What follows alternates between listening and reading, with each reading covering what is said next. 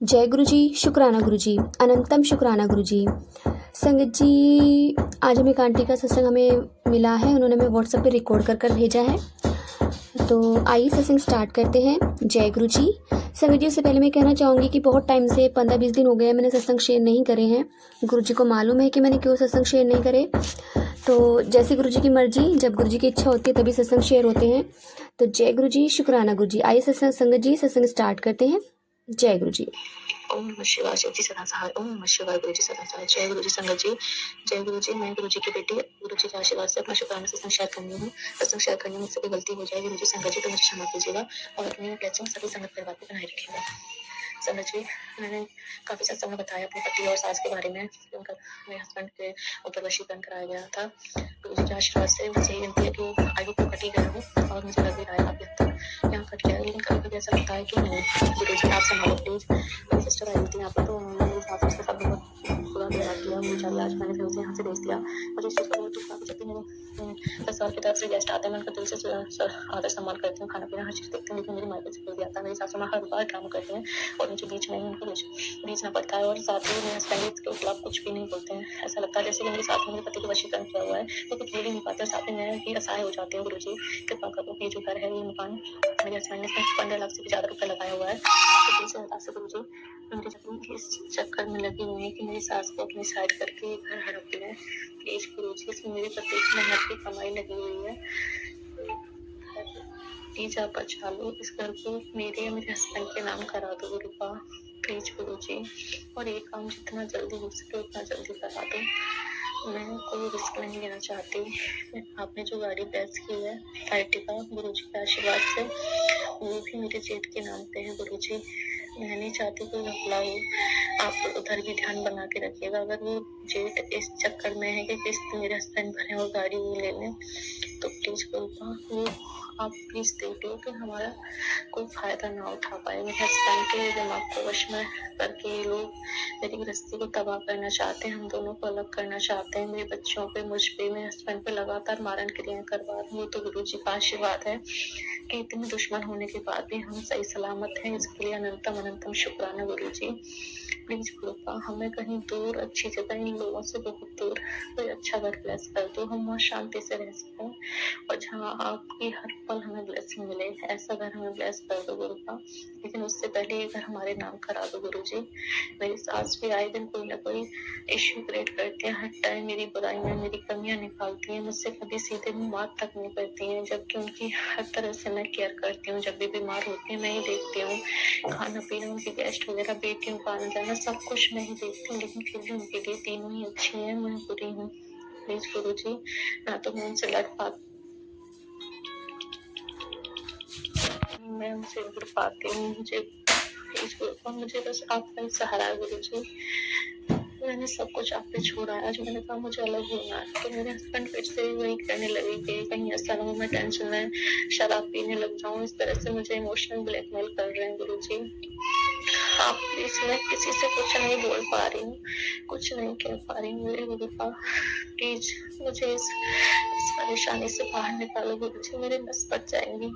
मैंने बीएससी भी किया, मैं जॉब करना चाहती थी, गुरु जी के लगातार मैसेज आ रहे हैं तुझे तेरी जॉब दिलवा के दूंगा, तुझे तेरी जॉब मिल जाएगी, तुझे तेरा नया घर ब्लेस कर दिया, तेरी गाड़ी ब्लेस कर दी। गाड़ी तो आपने दिलवा दी, लेकिन दिक्कत ये है, इशू यही है कि वो मेरे जेठ के नाम पे है, किस्त ये भर रहे हैं, लेकिन विश्वास है आप पे कि कुछ गलत नहीं होने देंगे आप।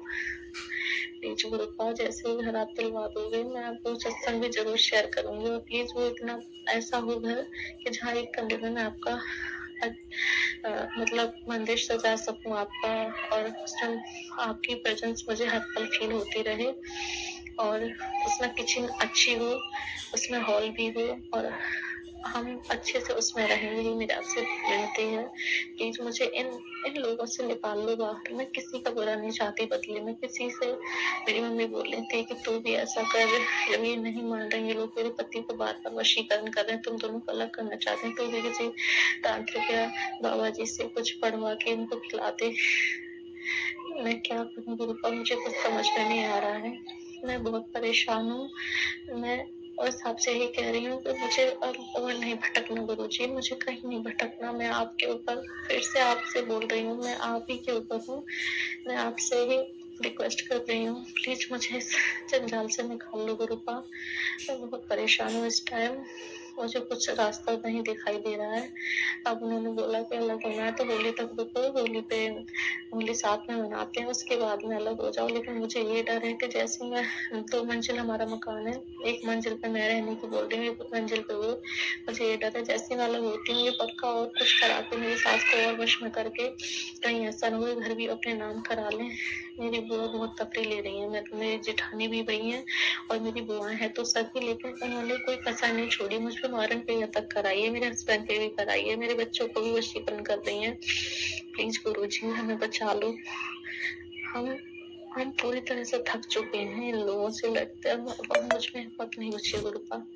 मैं अब आप बचाओ या मिटाओ, सब कुछ आपके ऊपर छोड़ा है। मैं कहीं नहीं जाऊंगी, किसी तांत्रिक ओझा बाबा के पास नहीं जाना। माता रानी, गुरुजी महाराज, अब आपका ही सहारा है, हमें बचा लो कृपा, हमारी रक्षा करो, हमें इस जंजाल से निकाल दो प्लीज गुरुजी। आपका हर पल शुक्राना, हर दिन शुक्राना, हर सांस का शुक्राना, हर क्षण का शुक्राना।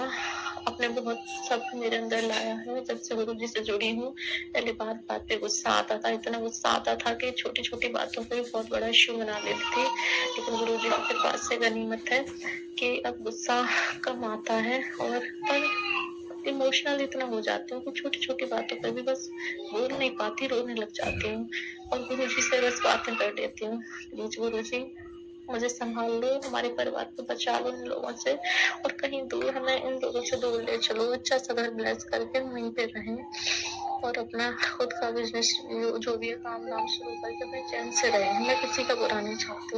ओम नमः शिवाय, शिव जी सलासर। ओम नमः शिवाय, गुरु जी सलासर। जय गुरु जी, शुक्राना गुरु जी। ओम नमः शिवाय, शिव जी सदा सहाय। ओम नमः शिवाय, गुरु जी सदा सहाय। जय गुरु जी। संगत जी, मैं गुरु जी की बेटी गुरु जी के आशीर्वाद से अपना शुक्राना सत्संग शेयर कर रही हूँ। सत्संग शेयर करने में मुझसे कोई गलती भूल हो जाए तो प्लीज संगत जी, गुरु जी मुझे क्षमा कीजिएगा। अभी मैंने पिछले सत्संग में शेयर किया था कि मेरी सासू माँ ने मेरी सिस्टर के साथ बहुत ही बुरा व्यवहार किया। वो यहाँ पे आई थी मेरे पास कुछ दिनों के लिए, 10-12 दिनों के लिए। मैंने बोला कि तो रुक जा, फिर चले जाना होली करके। लेकिन इन्होंने जब से वो आए तब से लेके बस उससे यही बोलती थी, ये काम कर ले, वो काम कर ले, लेकिन कभी ये नहीं बोलती थी कि बेटा ये कुछ खा ले, पी ले।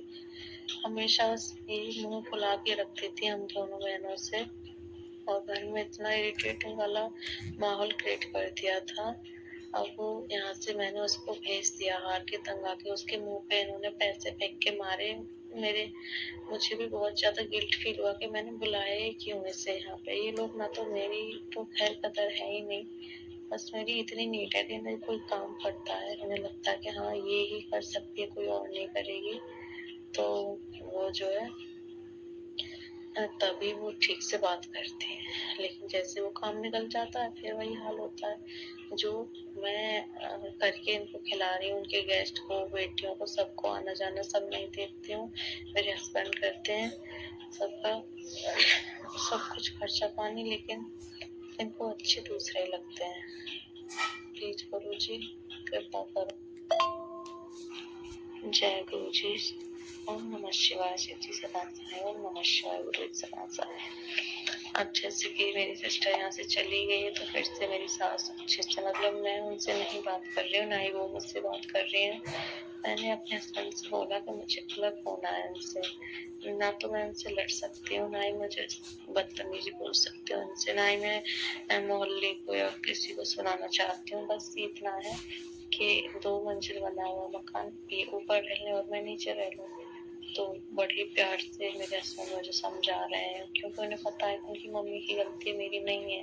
तो इस टाइम वो बहुत ही केयरफुली कोशिश कर रहे हैं कि ये अलग ना हो। और जस्ट अगर मेरी जगह, उनकी जगह मेरी गलती होती जैसे कि जो कुछ मेरी सास ने मेरी बहन को और मुझे बोला उल्टा सीधा, पर इसका 1% भी उनकी मम्मी या उनकी सिस्टर को मैंने बोला होता तो सीधे यही बोलते कि निकल मेरे घर से, जाओ अपने माँ बाप के घर। और मेरे कैरेक्टर को लेकर भी मुझ पे उंगली उठाते हैं गुरु जी। आप अच्छे से जानते हैं कि मैं क्या हूँ, मेरा कैरेक्टर क्या रहा है उस वक्त तक। बहुत बहुत ज्यादा दुख होता है कि एक लड़की के लिए पूरी एक तपस्या जैसी होती है कि अपने माँ बाप की इज्जत को बचा के रखना। बहुत सारे ऐसे मौके आते हैं कि जहाँ पे लगता है कि नजर एक से अच्छी हस्ती भी फिसल जाती है, ऐसे टाइम पे ऐसी होती है। लेकिन मैंने कभी भी ये नहीं सोचा कि मुझे ऐसा कुछ गलत करना है, क्योंकि मुझे हमेशा से याद रहा है कि मेरे पापा ने बहुत स्ट्रगल किया मुझे पढ़ाने के लिए। वो यही चाहते थे कि मेरी बेटी कुछ बन जाए, लेकिन किस्मत कहो कुछ भी बोलो, लोगों का क्रिया किया धरा बोलो। मैंने नंबर भी आया था मेरा बिल्कुल पुलिस में, और मेरा फाइनल में मैं बाहर हो गई, दौड़ भी पास की, सारा कुछ टेस्ट भी क्लियर किया।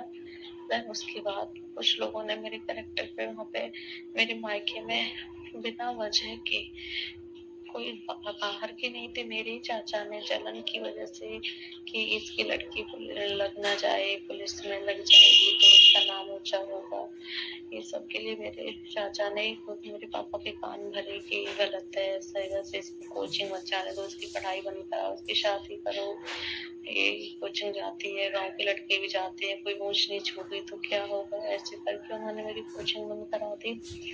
फिर उसके बाद लॉकडाउन में मेरे पापा ने मेरी शादी कर दी। एक शादी से पहले मेरे हस्बैंड ने मेरी मम्मी से बहुत सारे झूठ बोले कि मैं इसे पढ़ाऊंगा, इसकी पढ़ाई वेस्ट नहीं जाने दूंगा, जैसे कहेगी वैसे रहेगी, बाहर लेके रहूंगा अगर घर वाले कुछ कहेंगे तो। क्योंकि मेरी बुआ की शादी भी इसी घर में हुई है, वो बड़े वाले के लिए, और मेरी शादी उनके सबसे छोटे भाई के साथ हुई है। तो शादी से पहले उन्होंने बहुत सारे वादे किए थे, और शादी के बाद कुछ भी नहीं, ना तो इन्होंने मुझे पढ़ाया, ना मेरी पढ़ाई पूरी करवाई, ना मैंने कहा पढ़ाई नहीं करा रही तो पार्लर तो सिखा दो, कम से कम मैं अपने पैरों पे खड़ा होना चाहती हूँ। तो बोलते मैं नहीं कुछ करवाऊंगा, पैसे चाहिए मुझसे ले लो, और जब खर्चे के लिए पैसे मांगती हूँ तो नहीं देते, हंस के टाल देते हैं। एक ही खुद से परेशान किया हुआ है समझिए गुरु जी। बोलते हैं जो चीज चाहिए मुझे बताओ, लेकिन पैसे नहीं देते। मेरी 1000 जरूरतें होती हैं, मैं नहीं बता सकती, लेकिन ठीक है जैसे गुरु जी की इच्छा। जैसे अब तो सब कुछ गुरु जी के ऊपर छोड़ा है, जो गुरु जी चाहे वैसा चाहे वैसा करें, लेकिन दिल बहुत दुखता है। जैसे अब मेरी सिस्टर चली गई है तो सब बहुत खुश है, ये भी खुश है कि वहाँ भी घर में अच्छा माहौल हो गया। मैं भी छोटी हंसी हंस रही हूँ गुरु जी, लेकिन आप जानते हैं मैं जानती हूँ दिल कितना दुखता है। जिन लोगों के लिए मेरी मम्मी का भी कॉल आता था, बोलती थी मम्मी मैं घर के कामों में बिजी हूँ, मुझे आप बात मत करो, मेरी सास को खाना नहीं दिया, ये नहीं किया, वो नहीं किया, मेरी दादी सास है उनकी लैट्रिन साफ करनी है, ये वो सारा कुछ उन लोगों ने मुझसे कराया। अपनी मम्मी पापा सबके होते हुए, यानी कि मेरी दादी सास ज्यादा बड़ी मतलब एज थी, और वो उनकी याददाश्त भी चली गई थी, तो कई कई बार लैट्रिन बाथरूम वो करती थी कपड़ों में ही। तो मेरी सास ने उनसे कभी हाथ नहीं लगाया, सारा कुछ मुझसे करवाया, जबकि मैं 7-8 महीने की प्रेग्नेंट हुई थी उस टाइम पे, लेकिन उन्होंने सारा कुछ मुझसे करवाया। सब लोगों क्यों होता है गुरु जी मेरे साथ ऐसा?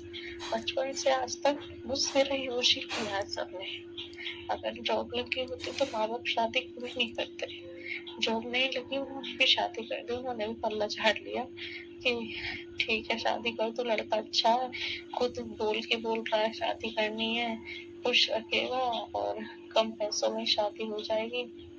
मेरे इन्होंने भी ये इसलिए शादी की कि लड़की अच्छी है, पढ़ी लिखी है, काम काज घरेलू सब कुछ जानती है, तो माँ बाप को अच्छे से संभालेगी। सिर्फ उन पर ये है कि मेरे माँ बाप की सेवा करे, ना कोई जॉब करे, अपने पैरों पे खड़ी ही ना हो ये, और आए दिन मेरे कैरेक्टर पे उंगली उठाते हैं। मैं तो पक्की मर चुकी होती, मैंने ब्लैक मैजिक की वजह से या फिर डिप्रेशन की वजह से मैंने खुद की जान लेने की कोशिश की। इन लोगों ने इतना टॉर्चर किया मुझे। सत्संग में मैंने शेयर किया था दिवाली पे, और गुरुजी ने बोला कि मारण क्रिया आती पुत्र, मैंने और तेरी माता रानी ने और तेरे घर के पितरों ने तुझे बचाया है, पर आपने बचाया गुरुजी, तो मैं ऐसी जिंदगी फिर से नहीं जीना चाहती, ऐसी गुजरी है। अब बस गुरुजी मुझे खुद के पैरों पे खड़ा होना है। वो मुझसे फोर्स करते हैं कि 2 बेटियां हैं मेरी, कि एक लड़का और कर लो। गुरुजी पहले मैं अपने पैरों पे खड़ा होना चाहती हूँ, खुद को साबित करना चाहती हूँ। मेरे पापा ने बहुत मेहनत की, एक एक पाई जोड़ जोड़ के उन्होंने मुझे पढ़ाया। प्लीज गुरुजी आप कृपा करो, मुझे अपने पैरों पे खड़ा होना है और इन लोगों से मुझे कहीं दूर ले चलो। नया भी ब्लेस कर दो गुरुजी।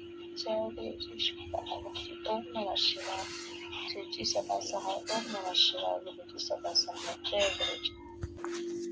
शुक्राना आंटी जी, शुक्राना गुरु महाराज जी, इतना प्यारा और ब्लेस्ड सत्संग सुनवाने के लिए और हमसे शेयर करवाने के लिए आपका अनंतम शुक्राना गुरु महाराज जी। First of all Guru Maharaj जी आपका लख लख बार शुक्राना कि ये सेवा आपने मुझे बख्शी है और इतने टाइम बाद आपने मुझे फिर से सेवा बख्शी है कि मैं सत्संग शेयर कर सकूं संगतों के। तो गुरु महाराज जी बस ऐसे ही मुझे सेवा में लगाए रखिएगा और जो भी हमारे कर्म है वो सबके अपनी संगतों के काटते रहिए छोटे में। तो संगत जी, सबसे पहले मैं कहना चाहूँगी जो भी प्रॉब्लम हमारी लाइफ में आती है वो हमारे खुद के अपने कर्म होते हैं। लाइफ में बहुत कुछ झेला होता है, ऐसा नहीं है कि हर किसी की लाइफ में इन्जॉयमेंट होता है। एक टाइम तक इन्जॉयमेंट होता है, मतलब एक टाइम तक आपकी लाइफ स्मूथ चलती है, बट जो हमारे कर्म है ना वो आगे आके खड़े हो ही जाते हैं, किसी न किसी रूप में आ जाते हैं। कुछ पहले भुगत लेते हैं तो कुछ बाद में भुगतते हैं, मगर अपने कर्म हमें अपने आप ही काटने पड़ते हैं। बट जब गुरु महाराज जी हमारी ज़िंदगी में आते हैं तो वो कर्म हमारे छोटे में कटते हैं। संगत जी भरोसा रखिए, विश्वास रखिए। ऐसा नहीं है कि मेरा भी विश्वास नहीं डगमगाता, मेरा कई बार विश्वास डगमगाता है, मगर गुरु महाराज जी हमें सब्र रखने के लिए कहते हैं और कहते हैं सब टाइमिंग के अनुसार होता है। मैं बहुत जल्द अपना खुद का एक सत्संग शेयर करूँगी जो मैंने गुरु जी से मांगा था। वो गुरु महाराज जी ने मुझे कहा कि सब्र कर बेटा, बहुत जल्द पूरा होगा, और सच में वो धीरे धीरे अब पूरा हो रहा है। तो शुक्राना है गुरु महाराज जी का और सभी संगतों का जो मुझे सत्संग भेज रही हैं। सभी संगतों से रिक्वेस्ट करना चाहूँगी, प्लीज़ आप अपने सत्संग हमें लिख कर भेज सकते हैं, रिकॉर्ड कर भेज सकते हैं। आपके सत्संग भी और संगत शेयर किए जाएंगे। संगत जी आप अगर लिख कर भेजेंगे तो प्लीज़ हमें साफ़ राइटिंग में भेजिएगा, ताकि हम अच्छे से आपके जो सत्संग है वो अच्छे से गुरु महाराज जी के चरणों में समर्पित कर सके, संगों तक पहुँचा सके। तो जय गुरु जी, शुक्राना गुरु जी।